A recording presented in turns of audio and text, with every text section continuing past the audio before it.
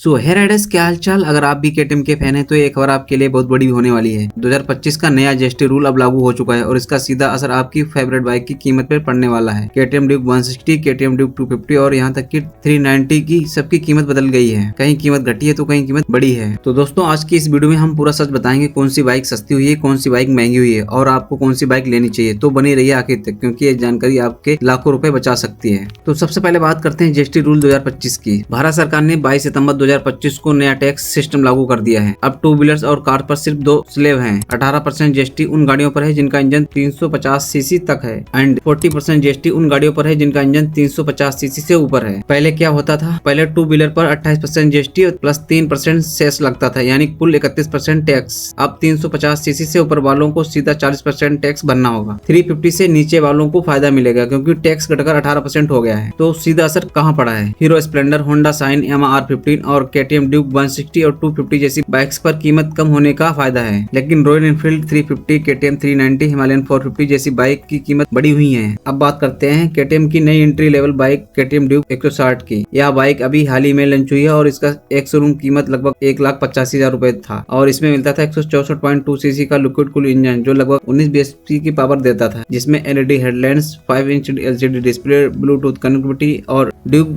200 जैसे फ्रेम इसे और भी प्रीमियम बनाते हैं। अब बात करते हैं जीएसटी डिडक्शन का क्या असर पड़ा है, क्योंकि यह बाइक 350 सीसी से कम है पर इस पर 18% जीएसटी लगे, यानी इसकी कीमत पहले के मुकाबले काफी सस्ती पड़ेगी। मतलब अगर केटीएम इसे पुराने टैक्स स्लैब में बेचती है तो इसकी कीमत 2 लाख रुपए के ऊपर जाती थी, लेकिन अब आप इसे 1,85,000 में ले सकते हैं। जिन लोगों को बजट टाइट है उन लोगों के लिए केटीएम ड्यूक अब एक best value for money bike बन चुकी है। तो दोस्तों, अब बात करते हैं केटीएम की सबसे बैलेंस बाइक केटीएम ड्यूक 250 की। इस बाइक का इंजन 248 सीसी का है और यह भी 18% जीएसटी स्लैब में आती है। पहले इस पर 28% टैक्स लगता था, अब सिर्फ 18% टैक्स लगेगा, यानी कीमत में सीधा 8 से 10% की गिरावट। एग्जाम्पल के तौर बाइक 2,40,000 के एक शोरूम में थी तो अब इसकी कीमत लगभग 20,000 रुपए कम हो सकती है। मतलब अब केटीएम ड्यूक 250 पहले से कहीं ज्यादा अफोर्डेबल हो गई है। परफॉर्मेंस चाहने वालों और बजट में प्रीमियम बाइक लेने वालों के लिए यह सबसे सही ऑप्शन है। लेकिन दोस्तों, अब आती है बुरी खबर केटीएम ड्यूक 390 और बाकी 350 सीसी से ऊपर वाली बाइक के लिए, क्योंकि इन पर अब लगेगा सीधा 40% जीएसटी। पहले जहां ड्यूक 390 2,97,000 रुपए में एक शोरूम